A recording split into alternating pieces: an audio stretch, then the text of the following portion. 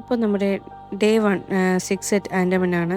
മോർണിംഗിൽ തന്നെ നീൽ ഐലൻഡിൽ നിന്ന് പോർട്ട് ബ്ലെയറിലേക്ക് ഒരു ഫെയർ പിടിച്ചെത്തി. അങ്ങനെ ഹോട്ടലിൽ ചെക്ക് ഇൻ ചെയ്ത് ബ്രേക്ക്ഫാസ്റ്റ് കഴിച്ചിട്ട് ഇന്നത്തെ മെയിൻ ഡെസ്റ്റിനേഷനായ സെല്ലുലാർ ജയിലിലേക്ക് പോയി. ഈ ജയിൽ വളരെ ഫേമസ് ആണ്. പ്രത്യേകിച്ചും കാലാപാനി എന്ന മൂവിയിലൂടെയാണ് ഈ ജയിൽ ഫേമസ് ആയത്.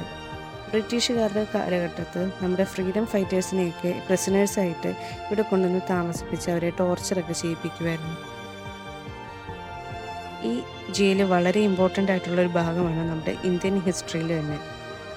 ഈ നമ്മുടെ ഫ്രീഡം ഫൈറ്റേഴ്സിൻ്റെ ഒരു ഓർമ്മ സ്ഥലം കൂടിയാണിത്. അവിടെ കയറി ചെല്ലുമ്പോൾ തന്നെ ഒരു ഗാലറി ഉണ്ടായിരുന്നു.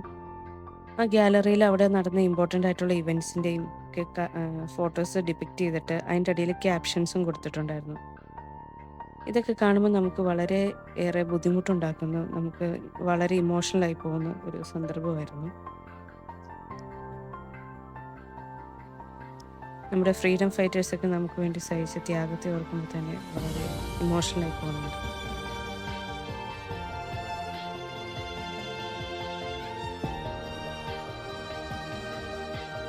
ഈ ബിൽഡിങ്ങിൻ്റെ സ്ട്രക്ചർ എന്ന് പറയുന്നത് നടുക്കൊരു സെൻട്രൽ ടവറുണ്ട്. അതിൽ നിന്ന് 7 വിങ്സ് ആയിട്ട് ഡിസ്ട്രിബ്യൂട്ട് ചെയ്യപ്പെടുകയാണ് ചെയ്യുന്നത്. ഓരോ വിങ്സിലും 3 നില ഉണ്ടാവും. ആ 3 നിലയിലും ഒരു കുഞ്ഞു കുഞ്ഞ് ജയിലുകളാണ്. അതിനെയാണ് സെല്ലുലാർ ജയിൽ എന്ന് പറയുന്നത്. ഇതാണ് സെല്ലുലാർ ജയിലിൻ്റെ മോഡൽ. ഓരോ ജയിലും വളരെ ചെറിയൊരു ഏരിയ മാത്രമേ ഉള്ളൂ. അവിടെ ജനൽ പോലുള്ള ഒരു ചെറിയ വിൻഡോ മാത്രമേ ഉള്ളൂ. അവിടുന്ന് വെളിച്ചവും കാറ്റും കുറച്ചായിട്ടേ കടന്നു വരികയുള്ളൂ. അപ്പോൾ ഇങ്ങനെയുള്ള ചെറിയ സ്ഥലത്ത് കൊണ്ടുവന്നിട്ട് നമ്മുടെ ഫ്രീഡം ഫൈറ്റേഴ്സിനെയൊക്കെ ഇട്ട് അവരെ മെൻ്റലി ഫിസിക്കലിയൊക്കെ ടോർച്ചർ ചെയ്യുമായിരുന്നു. അങ്ങനെ ഒന്ന് ഓർത്ത് നോക്കുക, അത്രയും നാളുകൾ ആ ഒരു ഇരുട്ടറയിൽ കഴിയുമ്പോൾ ഉണ്ടാകുന്ന മാനസിക ബുദ്ധിമുട്ടുകൾ. ഈ ജയിലിന് കാലാപാനി എന്നും പറയപ്പെടുന്നു.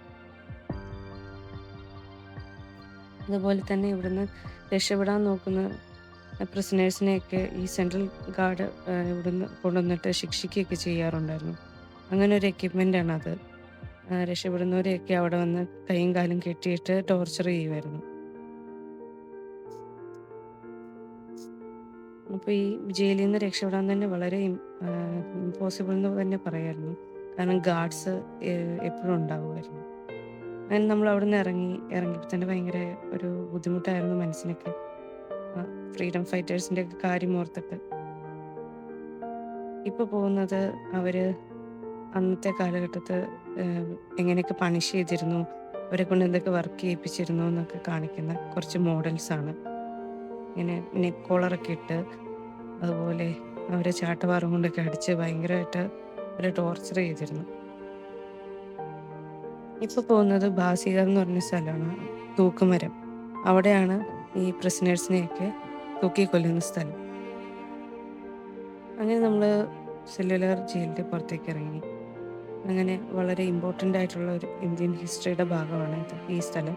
ഒരിഷ്ടം പോലെ ടൂറിസ്റ്റുകൾ വിസിറ്റ് ചെയ്ത് പോകുന്നുണ്ട്. അങ്ങനെ നമ്മൾ ഇന്നത്തെ യാത്ര അവസാനിപ്പിക്കുകയാണ്. നമ്മൾ വേറൊരു സ്ഥലത്തും കൂടെ പോകാൻ പ്ലാൻ ചെയ്തിരുന്നു, പക്ഷെ അത് സമയത്തിൻ്റെ കുറവ് മൂലം പോകുന്നില്ല. പിന്നെ അടുത്ത ദിവസത്തേക്ക് വേണ്ടിയിട്ട് റെഡിയാകാൻ വേണ്ടി പോവുകയാണ്. അപ്പോൾ അടുത്ത എപ്പിസോഡിന് വേണ്ടി കാത്തിരിക്കുക. Thanks for watching.